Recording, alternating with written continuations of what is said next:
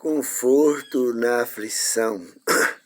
No Salmo 34, 19 diz: muitas são as aflições dos justos, mas o Senhor livra de todas.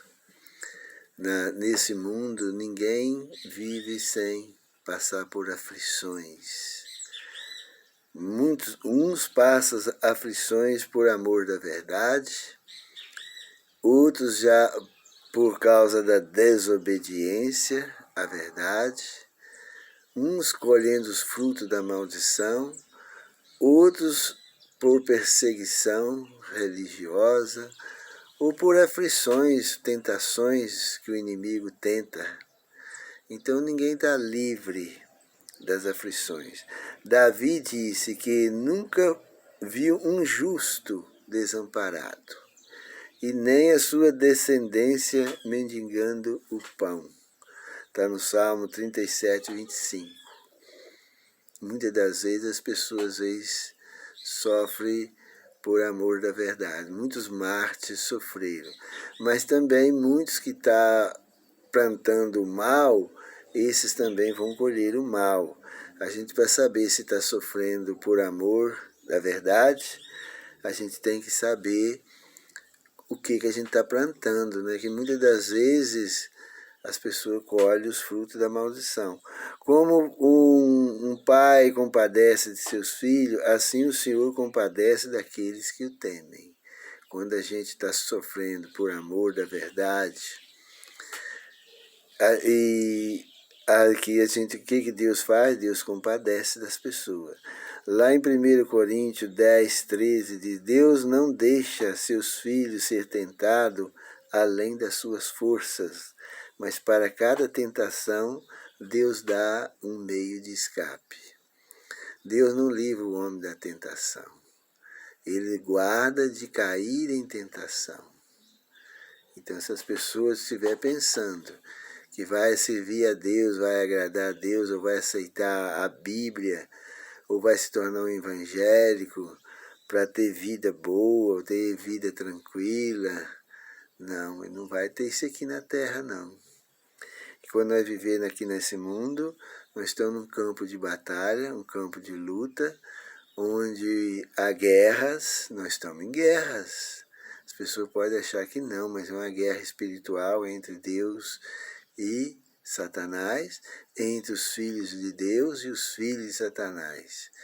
Que lá fala, Deus diz que porém inimizade entre ti e a mulher, entre a tua semente e os seus filhos da mulher e os filhos da serpente.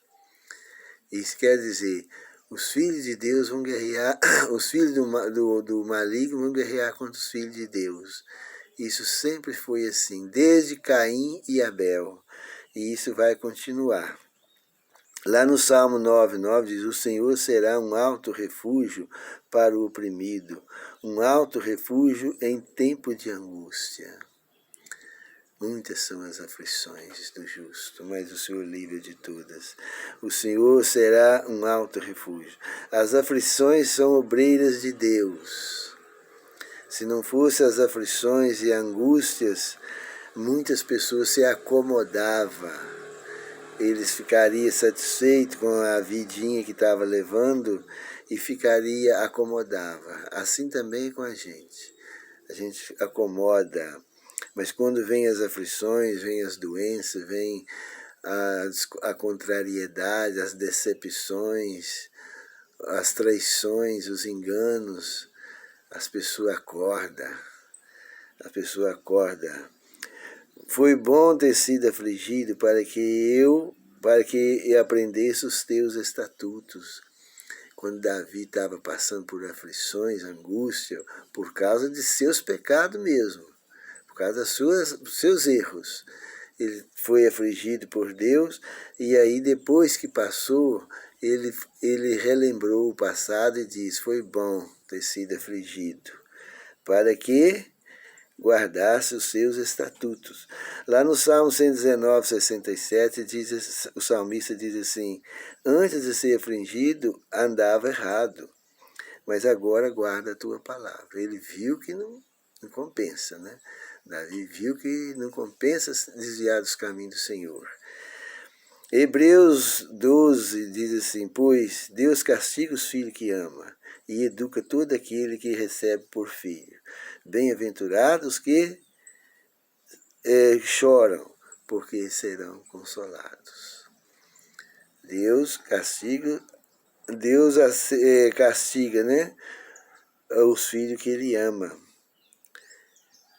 mas educa todo aquele que recebe por filho. Muitas pessoas só pensam em aceitar o Senhor Jesus para ter vida boa, facilidade, dinheiro, emprego, casa própria, carro novo, viver bem em casa com todo mundo, com a vizinhança, ter dinheiro no banco.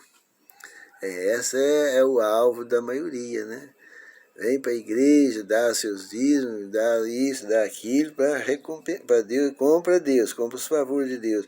Mas não é assim. A verdade não é, a Bíblia não ensina isso. A Bíblia diz que no mundo tereis aflições. E Jesus lhe disse, mas tem de bom ânimo, eu venci o mundo. Lá em Oséias também fala lá, Efraim está entregue aos ídolos, deixai-os como prefere. Porque também há muitas pessoas que se desviam dos caminhos do Senhor, praticam o que é mal, aí colhem os frutos da maldição. Essas pessoas podem até se arrepender, mas aí já é complicado, porque ele está colhendo o que ele plantou, né? A maldição dele. Quero dizer que as pessoas que negam, por exemplo, o primeiro mandamento. O primeiro mandamento é um mandamento muito pisado. Eu gosto de defender esse mandamento, porque é um mandamento que ninguém defende ele. Então, é aquele mais sofrido, mais pisado pelos homens. E é um dos mandamentos mais importantes. Se tivesse de destacar um mais importante do que o outro, que todos são iguais, né? Mas se tivesse de destacar um mandamento mais importante, eu diria que o primeiro é o mais importante de todos, porque aponta Deus, o Pai, como o único Deus criador do céu e da terra. E esse primeiro mandamento sendo pisado, como está sendo pisado pela humanidade, ele atrapalha as pessoas a entender os outros textos da Bíblia. Não tem como a gente entender os outros textos da Bíblia se essa pessoa pisar o primeiro mandamento. Se ela rejeitar o primeiro mandamento, ela não tem saída mais não. Ela vai ter que negar outro, mas negar mais outro, torcer mais um outro texto, torcer mais aquele outro. E ela vai chegar num ponto que ela não vai acreditar na Bíblia mais. Tudo enquanto há que ela pensar, vai pensar do jeito dela e achar que está certo. Então o primeiro mandamento diz, não terás outros deuses diante de mim. O mim aqui, é claro, é o Deus Criador do céu e da terra.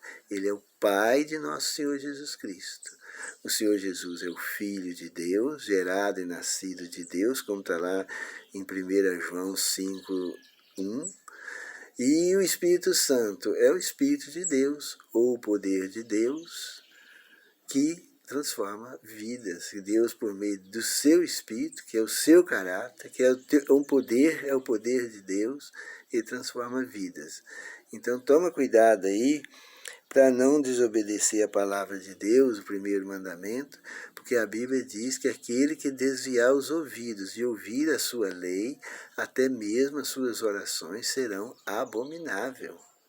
Se você não quer que as suas orações sejam uma abominação aos olhos de Deus, obedece o primeiro mandamento, defende o primeiro mandamento, não deixa a sua religião te dominar, coloca a Bíblia acima da tua religião, porque na hora de você prestar conta a Deus, a sua religião não vai lá te defender.